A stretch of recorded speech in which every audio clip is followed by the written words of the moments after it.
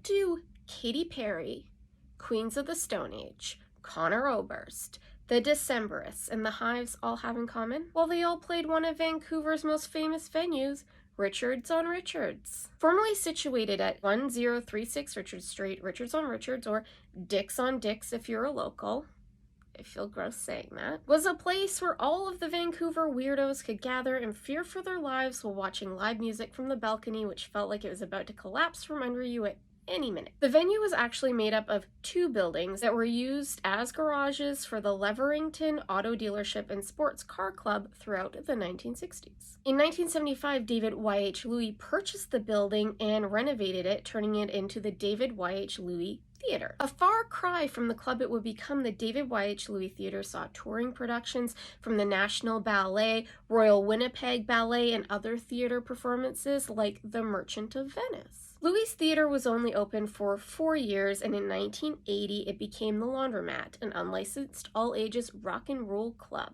The Laundromat was barely open for even a year, and it caused such a commotion that it was rumored police had rented a place across the street so that they could surveil people coming in and out of the club. Why were they doing this? Good question. Police believed that they were attending suspected anarchist gatherings.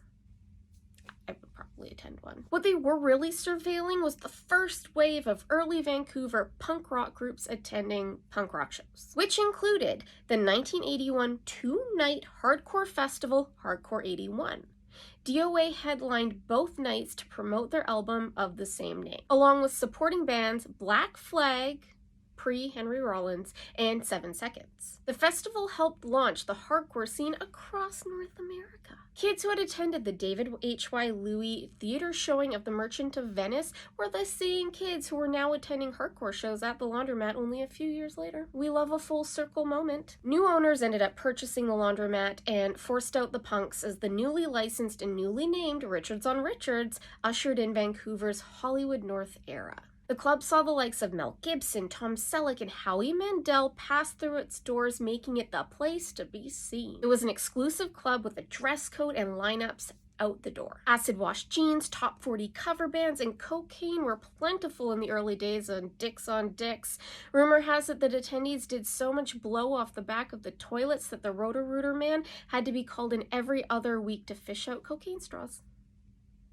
Isn't that cute? As Vancouver entered the 90s, the nightlife scene shifted as yuppies fled for the burbs, and the punks went from taunting the Miami Vice crowd outside the club to reclaiming it for their own once again. Two major clubs of note had closed down around this time, helping breathe new life into Richards on Richards. The Town Pump, formerly at 66 Water Street across from John Fluvog, had made the switch from live music to a DJ, and the Commodore Ballroom had shut down indefinitely, which we all know didn't actually happen. It reopened 3 years later. But this helped Richards on Richards become the spot for touring acts. And the great thing about Dicks on Dicks is that it didn't discriminate between popular acts or local acts. You could find both there, which made the death trap of a balcony worth it. You could see local upcoming bands like Mother Mother one night, and then massive acts like The National or Vampire Weekend the next. It was the kind of place where you were able to catch Courtney Love crashing an Evan Dando show and flashing the crowd, as